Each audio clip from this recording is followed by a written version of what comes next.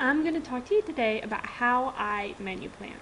Um, there is a bunch of different ways that everyone does it, but I'm going to break down for you the simplest way. I'm going to assume that you don't have a stockpile like I do out in the garage. I have a deep freezer full, and I basically do my menu plans a little bit different. But if you're just starting out with menu plans, I'm going to show you how to do it, and then I'll also talk a little bit about how I menu plan. So first thing you want to do is you want to decide how long you're going to make your menu plan for. The normal time frame is a week at a time. You'll sit down on Saturday and Sunday and, take, a couple half hours or so, a couple minutes out of your day and make a menu plan.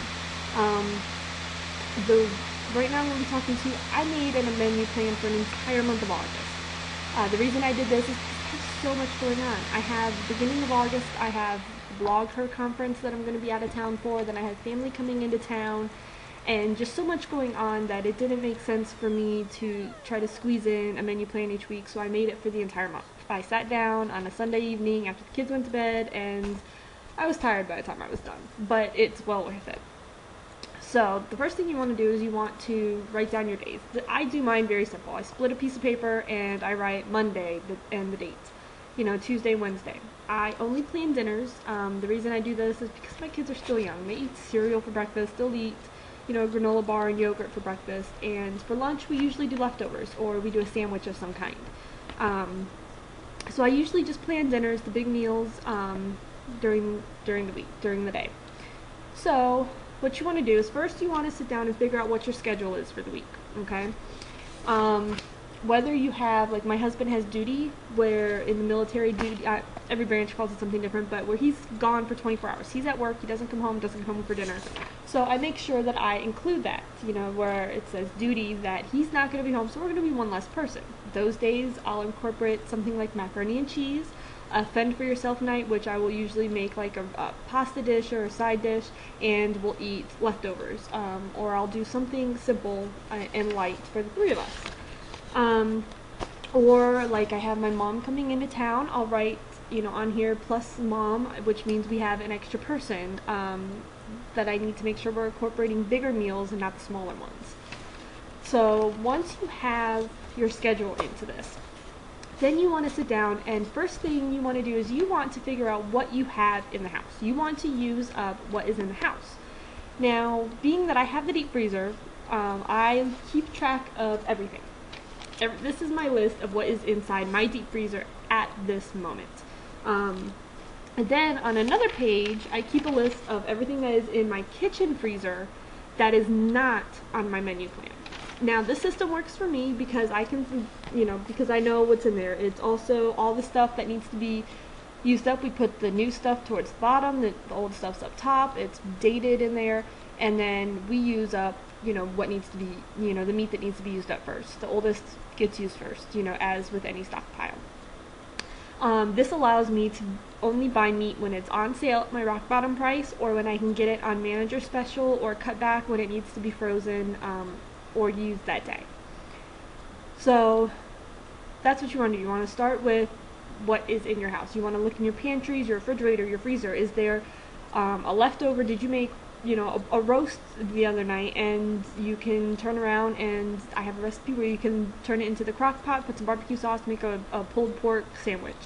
Can you incorporate anything that you have in your pantries? If you have 2 boxes of pasta, use them up, put them in there and have 2 pasta nights. If you have Easter, we were all getting the egg coupons, and if you were like me and bought a couple dozen eggs and you have eggs, have breakfast for dinner, or use it to make a fried rice with a stir fry. Use what you have. After you figure out what you have, then you want to take your sales flyers. Okay, this one is Food Lion, and you want to see what is on sale. Okay, this one has the top round roast and London broil on sale for a decent price. This is over 50% off of their price. So you say, okay, well, there's a roast. I'll pick up a roast, and we can have that, for Sunday or something, and you put it down with your sides and how you're going to cook it. Or what recipe, what cookbook, what page number the recipe's on. I do that as well. You can also see that they have the Knorr pasta sides and everything on sale. And you can say, okay, well, this will make it good. I can make, one of my recipes that I use with these is I'll use the garlic shells or the garlic pasta, and I'll make a shrimp scampi, and we'll have, you know, shrimp scampi with the garlic pasta. And I'll make some garlic rolls.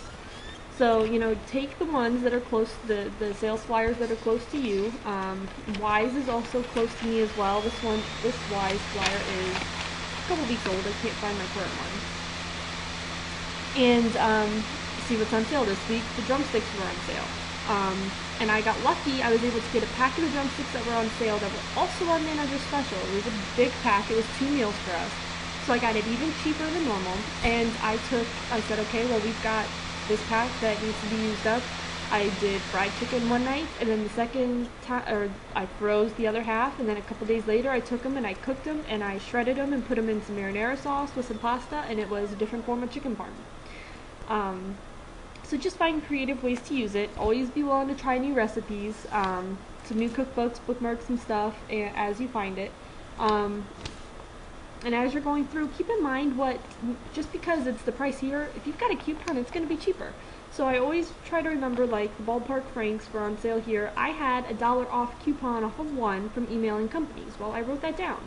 So it's in my head, okay, well, if this is a good enough deal, you know, which I didn't take advantage of that week. But if it was a good deal and you're like, okay, well, we'll do hot dogs on the grill one night. So that's basically how I menu plan. If you guys have any questions, feel free to leave it in a comment, and will answer them. But I'm going to be starting my menu plans, and I will do a week at a time each Monday, and I will also post some of my recipes. Obviously, I'm not going to post, you know, tacos. I mean, tacos is pretty simple. It's self-explanatory, but something like my 3-envelope chicken, I'll post the recipe for. Or my pork stir-fry, pizza wraps, stuff like that might help you guys out, and these are really easy to make recipes. I hate sitting in front of an oven or in front of the stove all day to cook something, but the exception with that is if I'll cook like a whole chicken, I'll put it in for the day and it'll make several meals. But these are easy to make as long as you remember to pull the meat out ahead of time.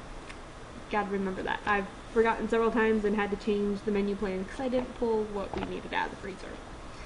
So hope you guys enjoy, and let me know if you have any questions.